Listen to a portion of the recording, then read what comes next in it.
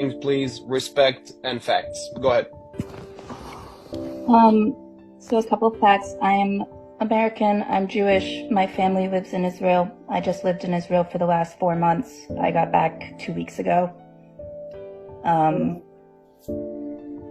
You dodged the bullet there.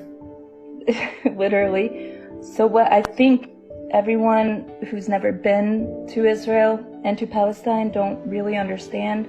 You don't really understand until you go to the territories around the West Bank and around Gaza, and you're close up and you see the wall, and when you see the surveillance, and when you see cameras pointed towards the settlers, just a couple, and then you see thousands of cameras pointed towards the West Bank and to Palestinians, and those cameras are pointed into their homes, like not just the streets, not the public areas, straight into their homes, into their backyards, on their rooftops.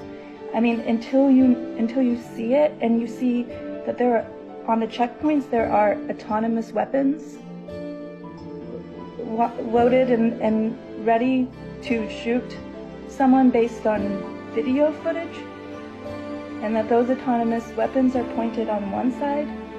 Like, I don't think people understand what occupation means. And I don't understand because I haven't lived it. I have only looked at it from a distance. But what I can imagine is if you're a child and you're growing up knowing that the country that you live in hates you and that they are willing to kill you, having never met you in their life based on just a video image, that the facial recognition and the surveillance and the high degree of technology and spyware that they have guarantees that they could pick off Hamas members one by one without ever blanket bombing Palestine.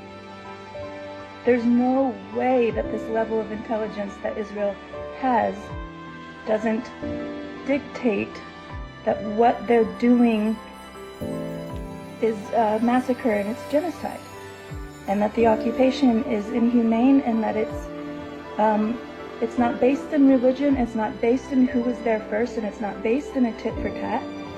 It's white supremacy, and it's dictatorship, and it's power and control and humiliation of a people who have nothing to do with the hostages taken and the people who were brutally murdered. Because yes, that is horrible. Those are my friends. Like, those are people I know.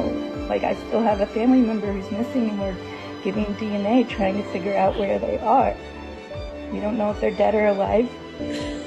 But then also I have Palestinian friends who don't have water, who have for years and years now lost loved ones and children, and have given birth at checkpoints, and who have been humiliated and dehumanized under an occupation and an apartheid, that if you are a child who grows up in that, why would you not